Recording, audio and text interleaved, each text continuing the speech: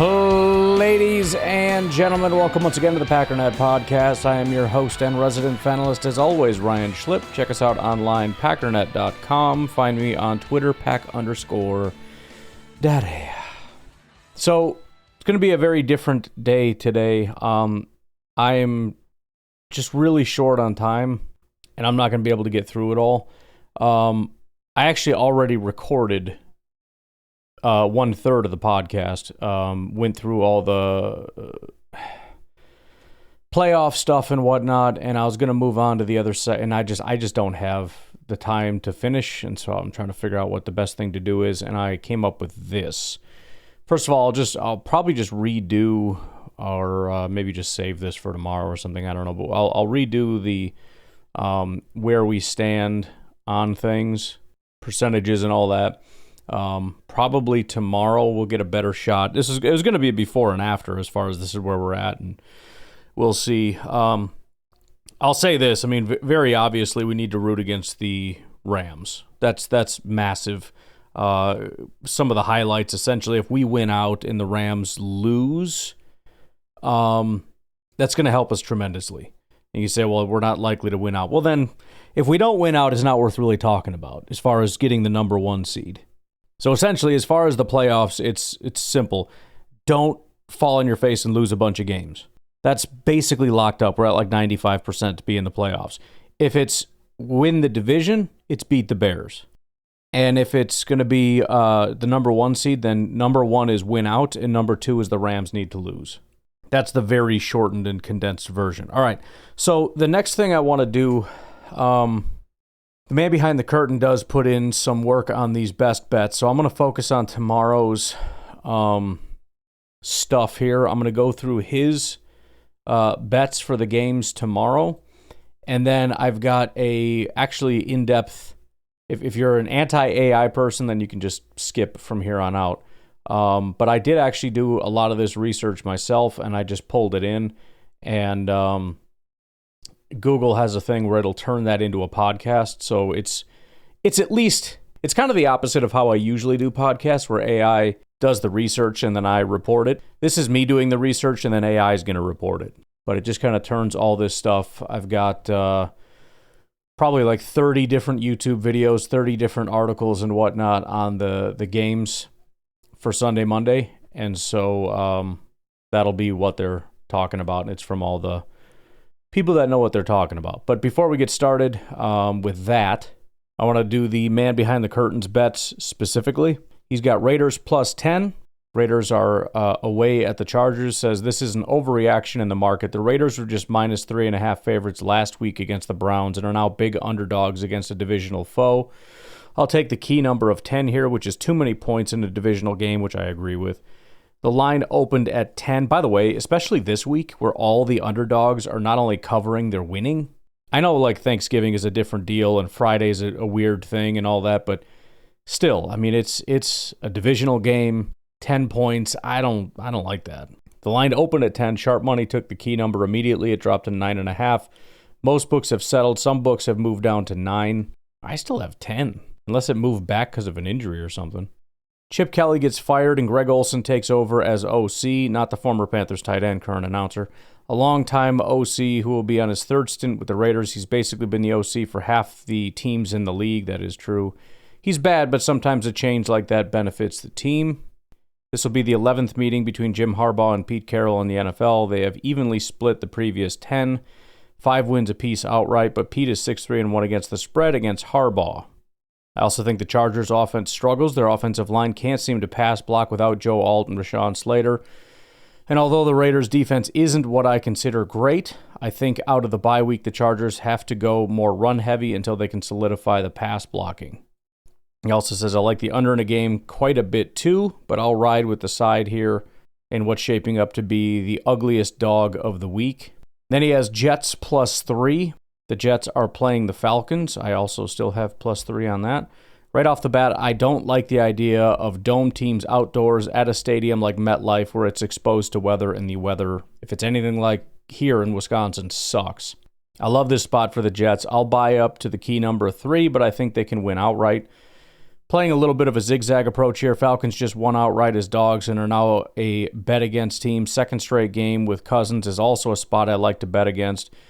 There's a little over a point of value on the Jets, and the books don't want to give the key number of +3 to Jets bettors, which is pretty telling to me. Jets defense is very intriguing in my opinion. They rank top 8 in success rate, but bottom 8 in EPA. When you have a team with such a big difference between success rate and EPA, it can really only mean one thing.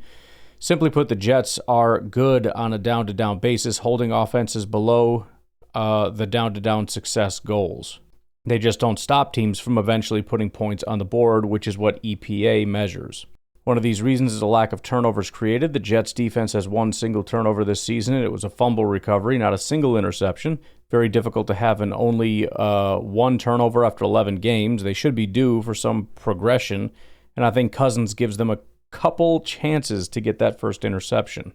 Last 20 years, teams off breaking a 5+ game losing streak in their 10th game or later are winning at just 38% of games outright. The last 5 years, they're 6-15 straight up, 8-11-2 against the spread.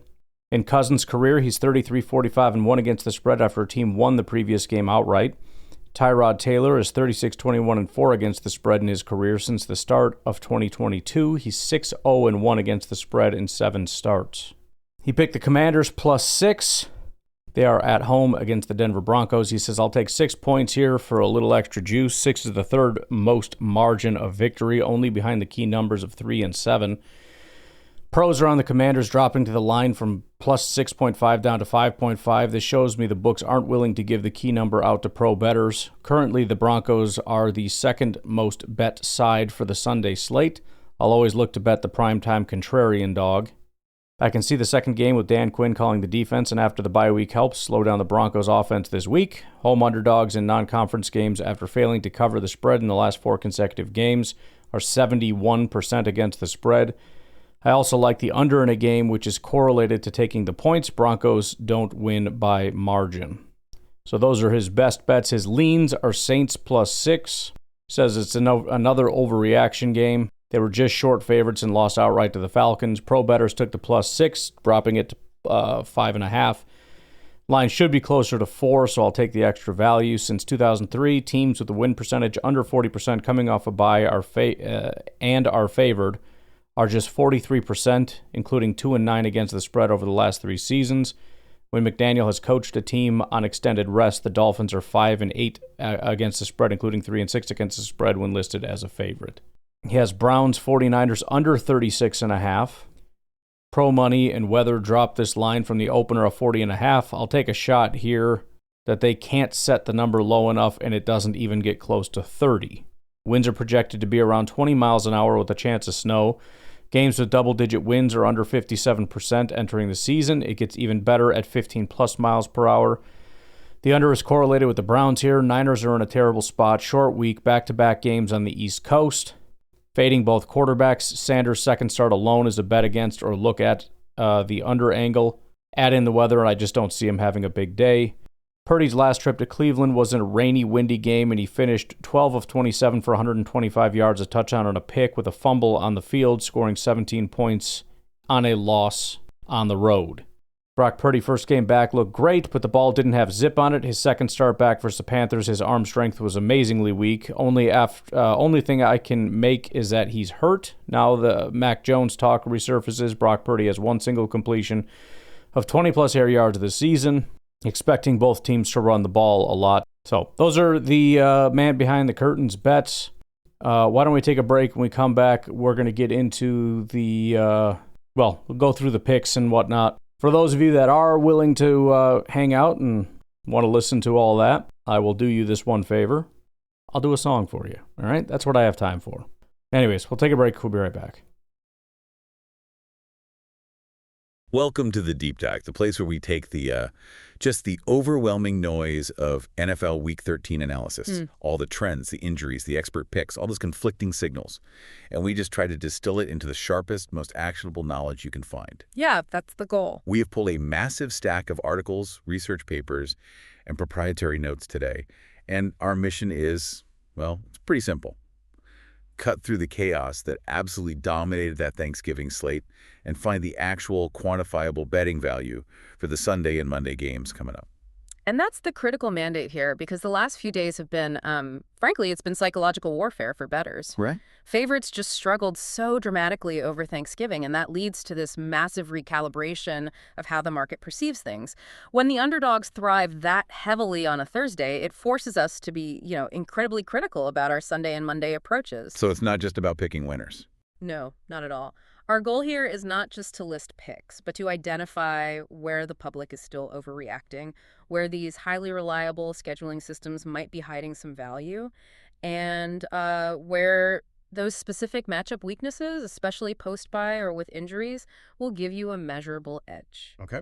We are really focused on extracting those little nuggets from trends, from injuries, and from those hyper-specific player props that honestly only the deepest research is going to reveal. Okay, let's unpack this. We have to start with the betting public, because if there's one single overriding narrative that's defined this entire NFL season, it's that backing the masses has been a complete and utter disaster. A catastrophe. Before we dive into the specific games, we really need to understand the magnitude of this failure. So where is the general betting population going wrong, and how bad is it, historically speaking? It is historically catastrophic. Through Week 12, teams that get 60% or more of the tickets, that's the heavy public lean, they are an abysmal 42-73 against the spread. Wow. We call that ATS. And for anyone new to the term against the spread, just means whether a team covered the line that the bookmaker offered. That 42-73 record is the worst public performance we have tracked in 23 years. 23 years? The masses are just consistently getting crushed. That statistic is staggering, but I feel like just saying fade the public isn't really enough. We need to get into the mechanics of it. Why are the casual bettors getting this so wrong, this season specifically? Is it just brand loyalty? Are they over-relying on quarterbacks they trust and completely ignoring defensive matchups or situational spots? That's exactly it. You nailed it. It's a mix of that brand name loyalty and really poor injury analysis. They bet on teams like Dallas or Philadelphia or Kansas City simply because of the badge on the helmet, not because the matchup actually supports a massive spread. So it's name recognition over data. Right. They bet on quarterbacks like Mahomes, Allen, or Burrow even when they're hurt, just assuming they'll overcome a bad situation. What they are failing to analyze is the defense, particularly the defensive front, and this failure is most pronounced in that early Sunday window. The infamous early 1 p.m. Eastern kickoff, the time slot where the, let's call them square bettors, historically struggle the most. Yeah. How ugly is the data there? It's brutal. The public is just 15-46 ATS in that early 1 p.m. Eastern or earlier window. It's a graveyard for casual bettors. 15-46. But here's the major aha moment that our sources are all highlighting, because within that early window, we've seen this bizarre sudden reversal since Week 9 that we absolutely need to address before placing any bets. I love when the season trends just slam on the brakes and start driving in reverse. So tell us about this flip and, more importantly, what external factors could be causing it. Okay, so Weeks 1 through 8 of this season, favorites were absolutely dominant in the early window. They went 39-20 ATS overall. Oh. And they were especially powerful in the first half, hitting 42-17 against the first half spread.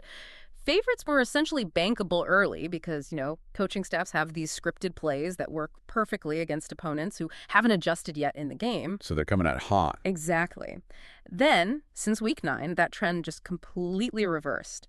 Favorites are now just 7-21-1 ATS overall, including a truly brutal 6-23 on the first half spread. 6-23. The bottom has just completely fallen out for early game favorites. That's a total flip, and that's vital context. We have to ask, is this a result of weather shifting, making those scripted passing games harder? Are key defensive players finally getting healthy and just derailing those opening scripts? Or are coaching staffs simply running out of fresh, effective material mid-season? It's likely a combination of all of those things. Defenses catch up. They adjust to the core tendencies of star quarterbacks. But tactically, what it means for us is that the predictive value favorites had earlier in the year has vanished completely. It's gone. And now we are seeing massive underdog success, particularly in that pivotal early Sunday time slot. We have to respect that dog bite this weekend. Noted. But before we get to the actual games, let's talk about these critical scheduling systems. These are the trends that often fly under the radar, but pay huge dividends consistently, especially right after the Thanksgiving holiday. Okay, so we have three really strong historical signals this week. First, the power of the bye, or, extended rest. Both the Denver Broncos and the Washington Commanders are coming off of bye week for Sunday Night Football. Historically, when both teams have extended rest, the game favors the under. Why is that? It's often rest, but it's also about market adjustment. Teams off a bye can be sluggish, they're slower to start, and defenses have had 2 full weeks to scheme specifically against the core tendencies of the opponent. So the defense has a huge prep advantage. A huge advantage. Offenses rely on rhythm and quick transitions, which extended rest tends to disrupt. When we look at Sunday and Monday games, specifically after Thanksgiving, the under has hit 7 of the last 8 years. 7 of 8. It's a highly profitable trend that suggests the market often sets the totals too high. They're compensating for the short rest teams we saw on Thursday, but they're underestimating the sluggishness. So we're betting on rusty offenses and highly prepared defenses right after the holiday rush. Okay. What about home field advantage? Does that still hold weight at this point in the season? It spikes dramatically in the specific post-Thanksgiving window. Home teams in the Sunday and Monday slate are 84 and 54 against the spread over the last 11 straight seasons. Wow, that's a huge sample size. It is. That's hitting at an impressive 61%. Whether it's easier travel, familiarity with the turf, or just the psychological push of being home after a short week for the rest of the league, this is a really strong signal to favor home teams on the spread this weekend. And finally, there's a trend for the team that is already looking ahead to the bright lights of Monday Night Football next week. Yes, the Monday Night Football on deck trend. Since 2019, teams playing the week before Monday Night Football are 123 and 88 ATS. That's fascinating. Why does that work? This trend reflects focused preparation. Teams often know they have a primetime, nationally televised game coming up, and they know they need to take care of business immediately beforehand to avoid distraction. Right. You don't want to go into that big game on a losing streak. Exactly. This is highly relevant for the Chargers this week. They play the Raiders on Sunday before they host the Monday Night Football game next week. It gives them a really strong situational edge, suggesting they will be focused and buttoned up. Fascinating. So we're fading the overwhelming public, we're respecting home field advantage, bracing for low totals, and looking for teams that have that big future visibility. Let's apply that macro view to the Sunday slate, starting with those chaotic 1 p.m. Eastern Time games. Our first stop is the LA Rams taking on the Carolina Panthers. The Rams are double-digit road favorites here, and one of the most bankable trends in all of our sources involves Sean McVay in this specific spot. This feels like a place where we might defy that early window favorite flip, seemingly. You absolutely cannot talk about the Rams as a road favorite without mentioning the McVay trend. It's just dominance personified. The Rams under McVay are 37-8 straight up, meaning they win outright, and 28-17 ATS as a road favorite. They win, and they cover. But the crucial stat, the one that tells you this is basically a situational lock for them, is this. They are 20-0 straight up when favored by more than 4 points on the road or at a neutral site. They simply do not lose in this spot. That 20-0 straight-up record is almost an anti-narrative bet itself. You almost feel compelled to try and find a reason to bet against it, just to feel like you've done your homework, but the numbers just won't let you. They won't. And when you look at how these two teams start games, the value seems to be on the Rams getting out ahead immediately, which plays right into our initial week 1 through 8 trend knowledge. Absolutely. This matchup just screams first half disparity, even with that recent trend of favorites failing. The Rams are 4th in first half scoring across the entire league. They capitalize on those scripted plays. Meanwhile, the Panthers are languishing down at 30th. A huge gap. Furthermore, the Rams have been hot in this spot lately. They've gone 5-0 against the first half spread in their last 5 outings. Because the Panthers' defense tends to adjust in the second half, the surgical move here is the Rams' first half spread at -6.5. So you're targeting that specific window of dominance. Exactly. This targets the time frame where even in this chaotic season, the top offenses still execute their game plan perfectly. Let's dig into player props in this game because the situational and schematic advantages seem really clear here, starting with Puka Nacua, who's having just an incredible rookie year. Puka Nacua is a really strong play for the Keys. Over 88.5 receiving yards, and this is purely schematic. You have to know what defense he's going up against. Yeah. Carolina runs cover 3 at a top 3 rate in the NFL. Cover 3, for anyone unfamiliar, uses 3 deep defenders and 4 underneath defenders. It creates these soft seams in the deep middle and along the corners. And Nakua finds those seams. Nakua doesn't just play well against cover 3, he feasts on it. He sees a league-high boost in his production metrics against that specific coverage. His yards per route run and his targets per route run both see these massive boosts, nearly 30% when facing cover 3, specifically because he exploits those soft seams with corner routes and deep posts. So the game plan is practically writing itself. The schematic setup is perfect for him to crush this number. It's a tailor-made matchup. That level of detail is exactly what we need. And what about the backfield? Kyren Williams is the lead back, but we're seeing a high-value prop suggestion for his backup, Blake Corum. Yes, look at Blake Corum for anytime touchdown at plus 310. It's a suggested play over Kyren Williams, and the justification here is purely about red zone usage. It's about high-leverage scoring looks, not overall volume. Okay, so where the touches happen matters more than how many. Exactly. While Williams gets the bulk of the yardage between the 20s, Corum has 4 carries inside the 5-yard line over the last 3 games. That's compared just 2 for Williams. Corum is getting the short yardage, high leverage scoring opportunities, which makes that plus money value very, very enticing, especially if the Rams get out ahead early like we expect. Moving on to an AFC South clash that has massive implications. The Jacksonville Jaguars visiting the Tennessee Titans. The total here is extremely low at 41.5, and the line is Jags minus 6.5.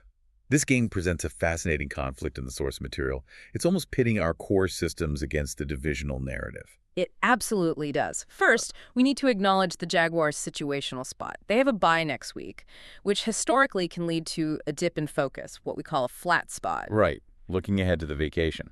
But more alarmingly is their defense's massive home-road split. The Jags' defense on the road is the 3rd worst in the entire NFL. They're allowing 29.3 points per game.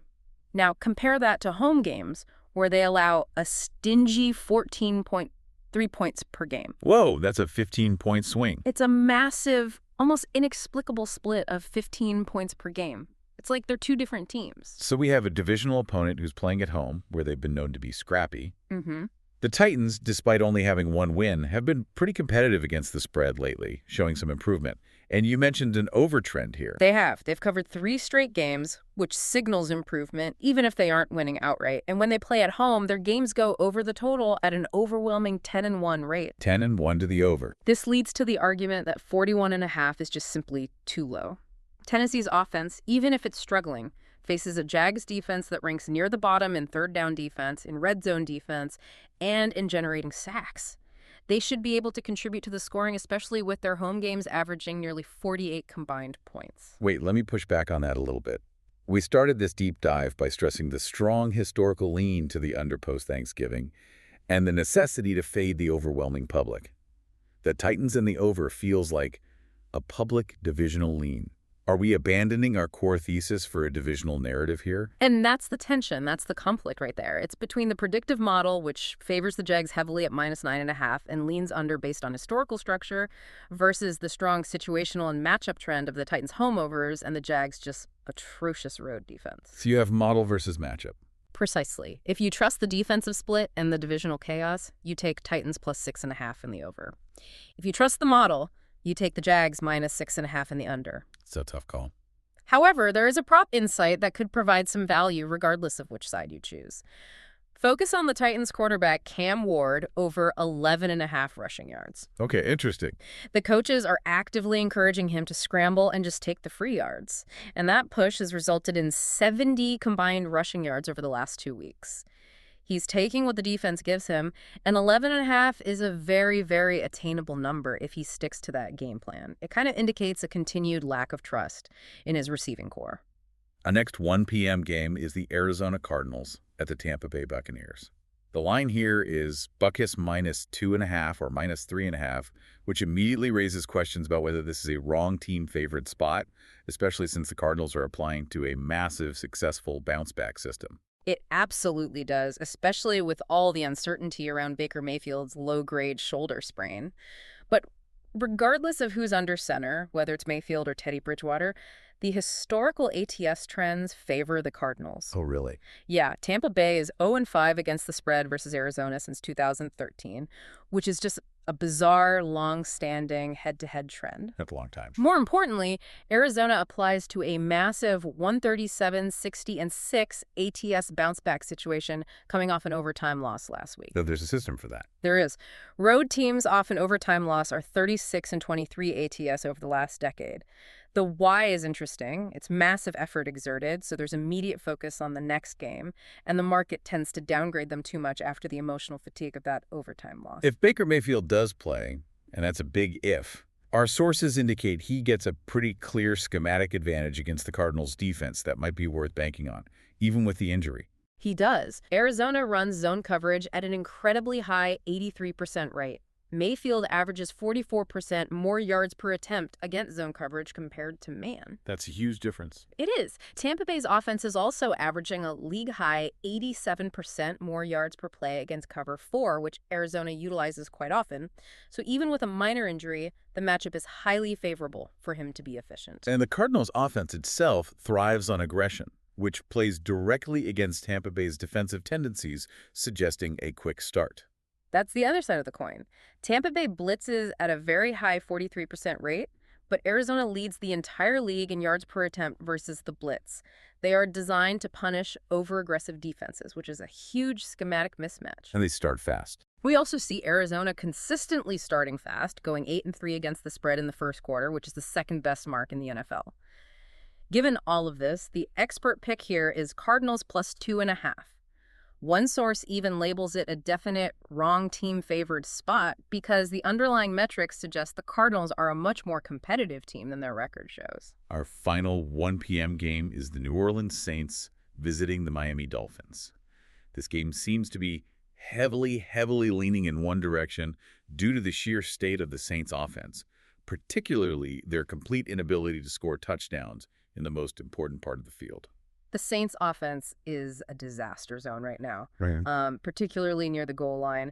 They are the worst red zone offense in the NFL, scoring a touchdown on only 24% of their red zone drives. 24%, that's abysmal. It's simply abysmal, and their rushing game is just as bad, especially with Alvin Kamara out this week. This inability to finish drives is the linchpin of the pick here, because they might move the ball between the 20s, but they are going to stall out every single time. And on the other side, the Dolphins' defense is playing much better than their reputation might suggest, especially in that critical red zone area. Yes, Miami's defense is quietly playing very well. They are the 5th best red zone defense in the league, meaning they bend but they refuse to break. They have held their last 4 opponents to notably low scores, including holding Buffalo to 13 points and Houston to 10. So they're clamping down when it matters. Exactly. And now they face what might be the worst red zone offense in the league right now.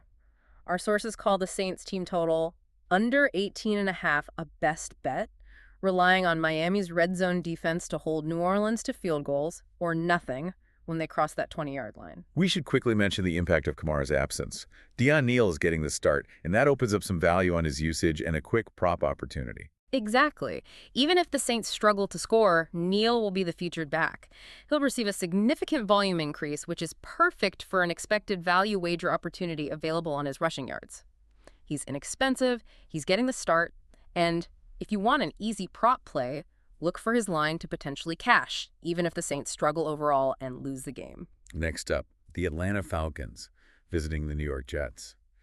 This game has a major environmental factor that could turn it into a sloppy mess, which strongly suggests we need to revisit our post-Thanksgiving undertrend. The weather alert is crucial here. We are expecting rain, cold, and significant wind gusts could be a major factor, with temperatures near freezing. This naturally points toward lower scoring, more running attempts, and definitely fewer deep passing shots. And Atlanta applies to 2 massive situational fade trends this week, which makes them highly vulnerable. Yeah, the Falcons are notoriously unreliable immediately after a win. They are 11-23-1 against the spread after a straight-up victory since 2020. That is the worst mark in the entire league. So they can't handle success. Apparently not. They struggle with maintaining focus after success. Furthermore, this season they are 0-4 straight up in outdoor games, losing those contests by nearly 12 points per game. They are coming off breaking a 5-game losing streak, And historically, teams off breaking a losing streak of 5 or more games late in the season are winning only 38% of games outright. The situational spot is just terrible for Atlanta. On the Jets side, we get Tyrod Taylor, who seems to possess some kind of anti-gravity field against the spread, regardless of the quality of the team he is playing for. Tyrod Taylor is an ATS magnet. He just covers spreads. He is 36, 21, and 4 ATS in his career. That's 63%. That's incredible. And crucially, when his team is below 500 straight up, which the Jets are, he is 16, 5, and 1 ATS, including 11, 2, and 1 ATS as an underdog. He specializes in keeping bad teams competitive by protecting the ball and maximizing efficiency, which is something Zach Wilson simply cannot do.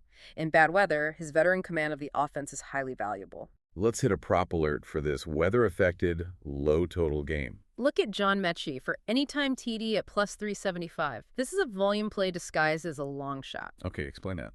With their usual WR1 out, Mechie has stepped up into the true WR1 role.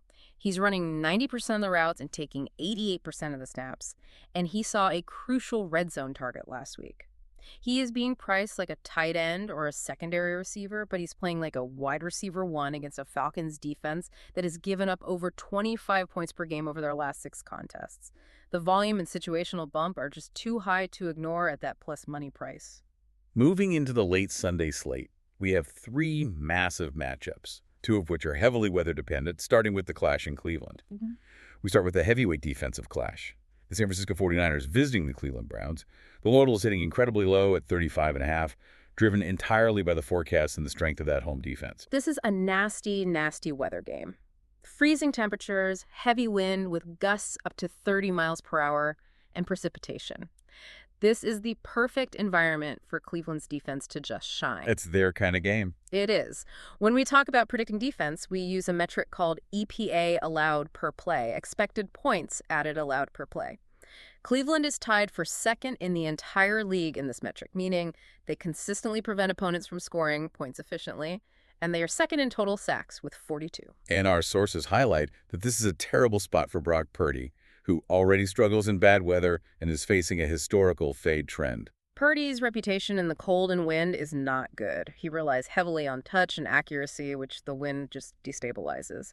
You combine that with facing a defense that just had 10 sacks last week and has Myles Garrett chasing history. He's trying to become the first player in history to have 3 or more sacks in 3 straight games. So he's motivated. Extremely. San Francisco's offense struggles to run the ball well against elite defenses, which makes them dangerously one-dimensional against a ferocious defense in these conditions. And situationally, the 49ers are 2-15 against the spread after a straight-up win. That's nearly as bad as that public fade trend we talked about. This one looks like a perfect storm for the under and for backing the dog. Absolutely. The expert pick here is 49ers team total under 20.5. Based on betting against a one-dimensional, struggling San Francisco run game in terrible weather, and give me the Browns plus 4.5. Trusting that elite home defense, coupled with the weather, gives them a massive edge to keep it close or potentially win outright. That's a strong expert sentiment. They are built for ugly, low-scoring contests. Next, we have a clash of conflicting powerful trends. Buffalo Bills at Pittsburgh Steelers. Buffalo's coming off a loss, but Pittsburgh is a Mike Tomlin home dog. This is psychological warfare based on long-standing data points. This is a true battle of wills, and it is the definition of where the data fights itself. For Buffalo, the McDermott bounce-back system is immensely powerful. He is 20-3 straight up and 14-7-2 ATS as a favorite of 3 or more after a straight-up loss. So they bounce back hard. They are resilient and they adjust aggressively. However, Tomlin, as a home underdog of 3 or more points, is one of the most profitable, reliable trends in betting history. Pittsburgh is 11-2-3 against the spread in that spot. You are betting against decades of history if you take Buffalo here. So if the trends kind of cancel each other out, the deciding factor may not be history.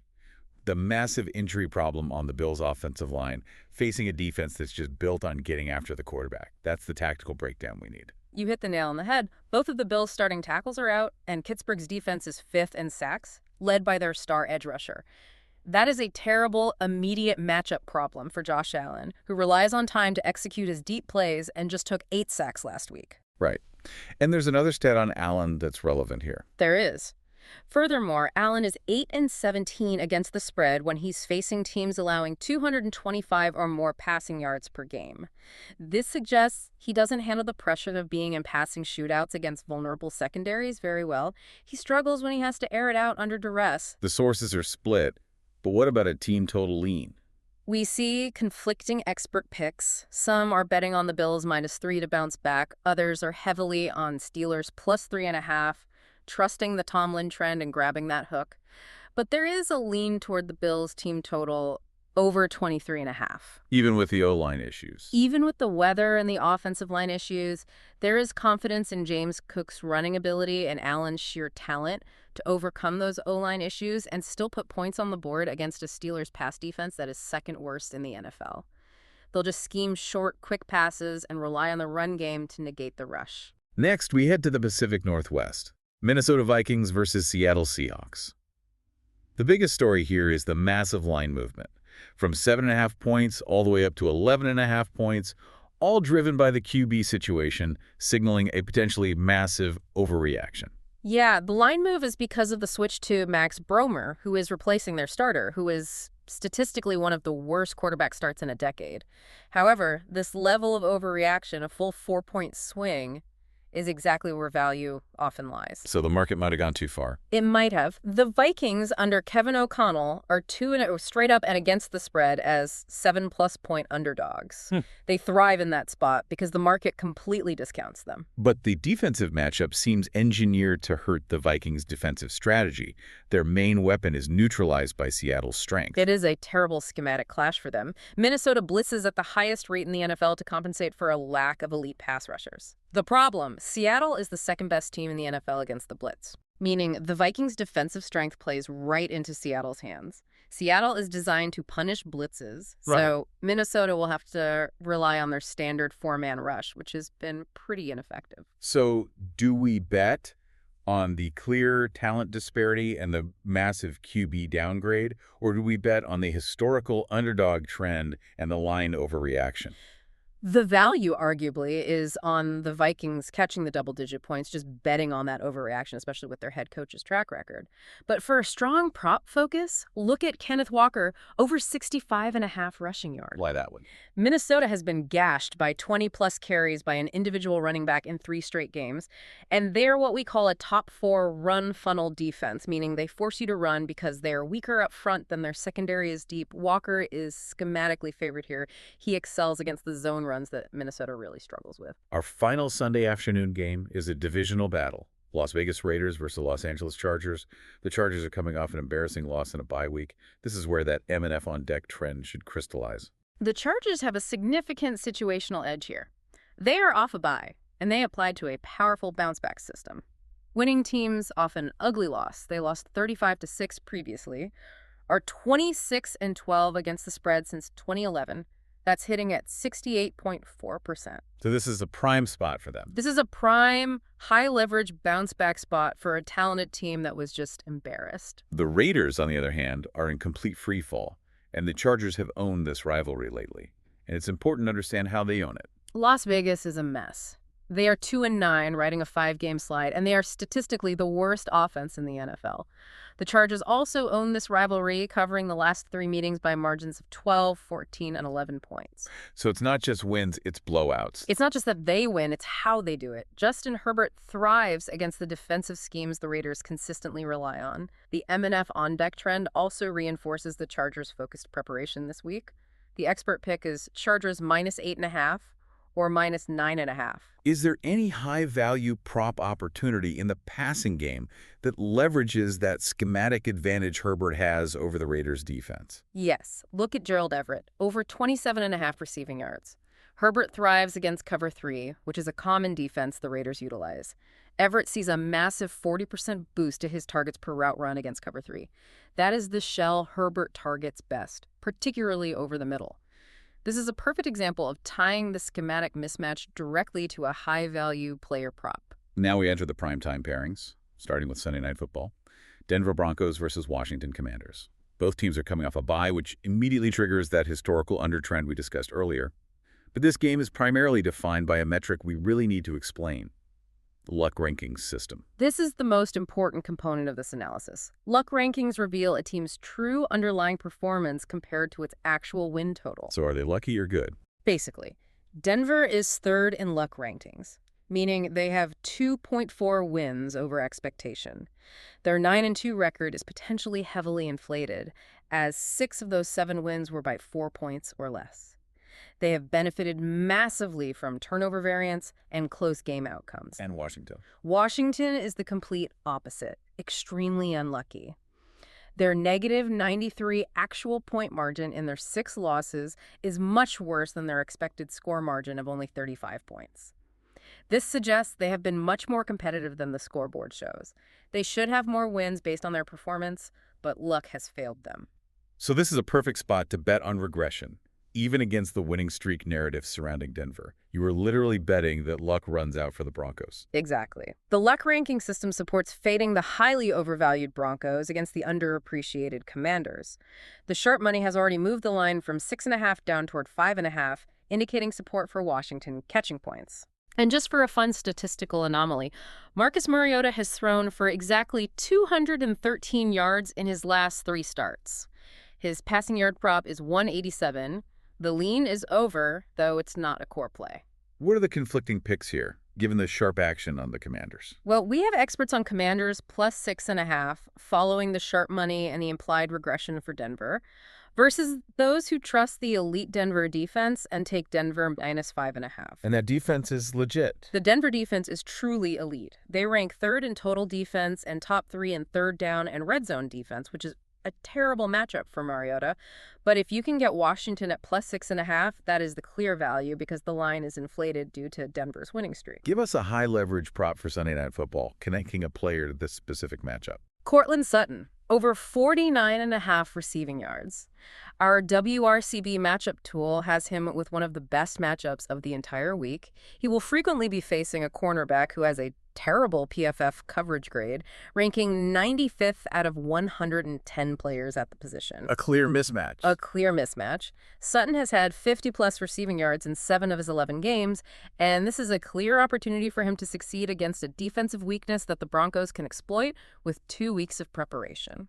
Finally, Monday Night Football. New York Giants versus New England Patriots. The Patriots are on a winning streak themselves, but their luck score suggests potential regression is coming for them as well. New England is 4th in luck rankings, just behind Denver, so they are also potentially overvalued. But the immediate tangible concern for them is major injury problems on the offensive line.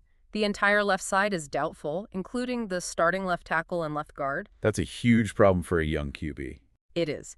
This forced their quarterback, Drake May, under pressure on 43.6% of his dropbacks last week, which is alarming and severely limits their offensive ceiling. And the Giants, despite their struggles, benefit from a powerful situational fade system we need to apply this week. Yes, the classic fade. Teams on 4 days rest or less off an overtime game are 5-24 against the spread since 2002. 5-24. This applies to the Giants, who are coming off a loss where they had to exert massive, exhausting effort and then play on short rest.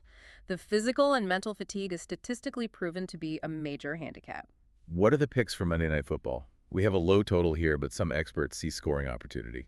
One expert likes the expert, over 46.5 points, citing both defenses being below average and May's strong season, arguing that the line is depressed due to weather and the O-line injury. Another expert likes New England minus 6.5, expecting a statement game at home against a fatigued Giants team. They believe their defense can cover the line even if their offense struggles. So the value is probably with the Pats. The value is likely on New England covering the spread against a severely fatigued opponent. Let's focus on a prop for this game that leverages the Giants' situational struggle. Breece Hall, over 18.5 receiving yards. With Tyrod Taylor in, Hall has seen a 15.6% target share over the last 2 games, which ranks him 4th best among all running backs. He's involved in the passing game. Very involved. The Giants will likely struggle to run against the Patriots' defense, forcing Hall into a high-volume receiving role, especially if they play from behind due to those offensive line issues.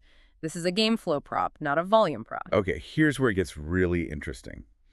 Let's summarize the high-leverage betting systems and discuss a specific parlay recommendation that synthesizes these trends. The strongest systems this week all relate to situational context rather than just pure team power ratings. We have the overwhelming public fade, that 42 and 73 ATS record, the post-Thanksgiving home team bump at 61% ATS, the post-by-under trend, the Chargers' 68.4% bounce-back system, and that powerful luck ranking system supporting Washington. Speaking of combining these edges, what does the trends parlay look like this week? We need a clear justification for each leg. Okay, we have a recommended trends parlay, just a quarter unit sprinkle at plus 302 odds that surgically targets specific situational edges. It involves Texans plus 3.5, Dolphins first quarter minus 0.5, and Chargers minus 6.5. Okay, break down the Texans leg. Texans plus 3.5. This leverages the trend against the Colts' tired defense. Indianapolis was on the field for 91 plays last week in their loss. That extreme fatigue, combined with the post-Thanksgiving home field bump for the Texans, gives them a high-leverage situational edge. And the Dolphins first quarter. Dolphins first quarter minus 0.5. This is a surgical strike. We know early window favorites are failing, but the Dolphins are one of the most reliable teams at executing their opening script, especially against a Saints team that is atrocious on offense. This bet targets the specific time frame where scripted offense still thrives, mitigating the overall chaos of the 1 p.m. slate. And the Chargers leg ties it all together. Chargers minus 6.5. This combines the powerful Monday Night Football on-deck system with that 68.4% ATS bounce-back system for winning teams off an ugly loss. They are focused, rested, and playing a divisional rival they dominate schematically. This is the strongest situational spot on the entire board. And circling back to the luck rankings, that late-season trend is so powerful it warrants repeating as a core system for the rest of the year. Absolutely. The luck rankings system for weeks 13 through 16 shows that unlucky teams graded D or better are 36, 14, and 1 against the spread, hitting at 72%. This is the prime time to fade the most overvalued teams, like Denver and potentially New England, in favor of underappreciated dogs like Washington. If you can identify a team whose record is built entirely on variance, you bet against them late in the year. Finally, let's reiterate the simplest signal for totals this weekend, which seems to counteract the high-scoring Thanksgiving slate we just saw. Post-Thanksgiving totals. Reiterate the strong historical lean to the under for the Sunday and Monday slate. It's hit 7 of the last 8 years.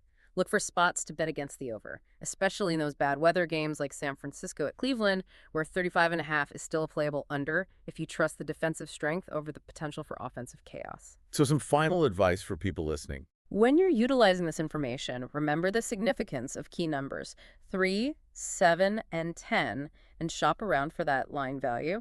The Bills and Steelers line, for instance, has moved between 3 and 3.5. Getting the hook at plus 3.5 on the Steelers is far superior to taking plus 3. Always seek that small edge. It's a week loaded with landmines, particularly after the favorites got steamrolled over the holiday.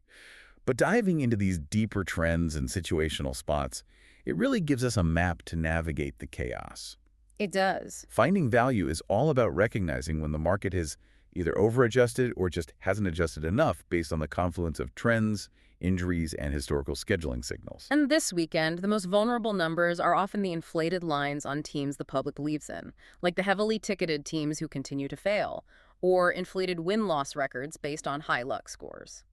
Focus on the dogs who are schematically advantaged, like the Cardinals in Tampa, or riding powerful historical trends like the Steelers at home. We saw the underdogs thrive dramatically on Thanksgiving.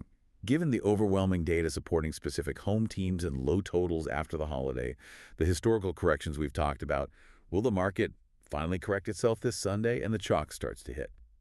Or are we in a new, enduring era of ATS chaos where the favorites just remain vulnerable? That's the big question. And given that luck ranking data suggesting Denver and New England are highly overvalued, is Washington the single most valuable bet on the board this weekend?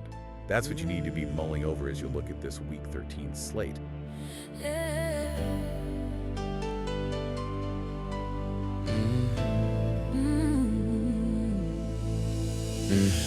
Thursday night, Lambo under the lights. Whole nation watched us handle our business right. Jordan Love conducted, moving down the field. Defense locked it down, the deal was sealed. Now it's Sunday, baby, and I ain't got a pace. Got my feet kicked up,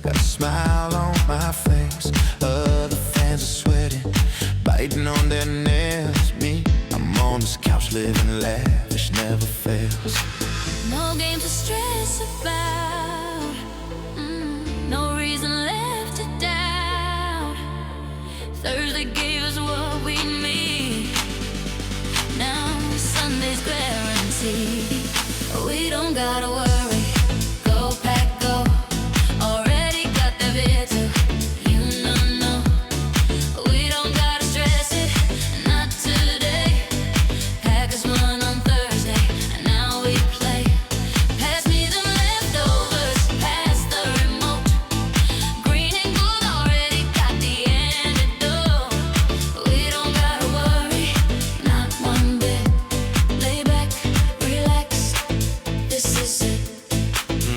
Check it, Vikings pacing back and forth, can't sit still.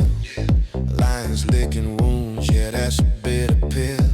Bears down in the basement where they always be, but the pack took care of Thursday, now we're free. Cranberry sauce and stuffing, that's my Sunday vibe. Turkey sandwiches stacked high, call it pack of pride. Everybody else got ulcers, got the shakes. Me, I'm horizontal, that's the move I make.